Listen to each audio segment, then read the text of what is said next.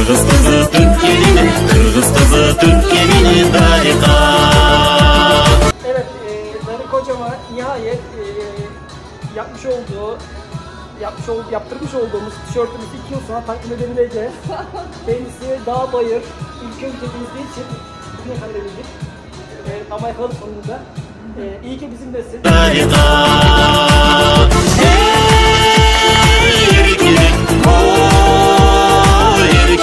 Kırgız kızı Türk gelini, Kırgız kızı Türk gelini harika.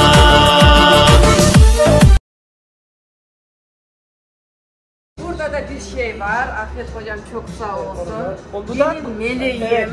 Burada meleklerin birisine yaptırmıştık. Diğer melekleri görmemiştik. Murat şampiyon yine şampiyonları gösterdi. Kaptı bunu. Yine başarılar diliyoruz. Yarışlarda bu da o üzerine çıkarmasını görelim. Tamam hocam. Çünkü burada özelliği var. Bunu hiç burada pek gözükmüyor çünkü. Es geçiliyor. Onu göstereyim. Bak burada ne yazıyor? Koş Tur. Yani koş Türkiye demek yani. Aha, tamam. Çok sağ olun hocam. Çok teşekkürler. Çok sağ olun. Çam sakızı çoban azam derler. Bunu ben bağlı olan Kristan'la getirdim. O zaman bunu alıyoruz ve burada bu neresiyse burası biz buraya koşmaya gideceğiz. Evet. O zaman buraya koşmaya gidiyoruz değil mi yani? İstem. Teşekkür ediyoruz biz de o zaman. O zaman buraya istiyoruz yani. Burada. Evet. Böyle burada harika bir yer. Altay. Altay dağlarında. Evet. Orada kamp yapacağız, koşu yapacağız. Kamp yapacağız, koşacağız. Sularından içeceğiz. Harika. Harika. Değil mi? Harika olur yani. Teşekkür ediyoruz kendisine. Kırgız kızı, Türk gelini Darık hocama teşekkür ediyoruz. Bu güzel yerlerde koşup sularından içmek istiyoruz. Evet. Evet. Yakında bizde çifte kumrular evlendiler.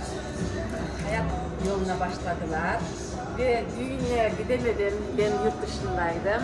Ve küçücük düğün hediyemizi vermek istiyorum. Çok teşekkür ederim. Bravo. İyi gün hocalar. Saygıdeğer hocalar. Sizleri çok seviyoruz. Evet. Hadi biz balkonumuzda oturalım. Ben şey yaparım. Ben muhakkak evet. Aklıma yetti. Evet. Harika. Kütahya'mızın alameti farikası, sembolü. Evet. Güzel günlerde kullanınız. Teşekkür ederiz. Çok ince, nazik bir hediye. Çok teşekkürler de kullanıyoruz. Koşuyoruz, yiyoruz. Koşuyoruz, yiyoruz, içiyoruz ya. Pardon, bir daha alabilir miyiz? Koşuyoruz, yiyoruz, içiyoruz. Hayatı yaşıyoruz. Afiyet bal şeker olsun. Olay bu.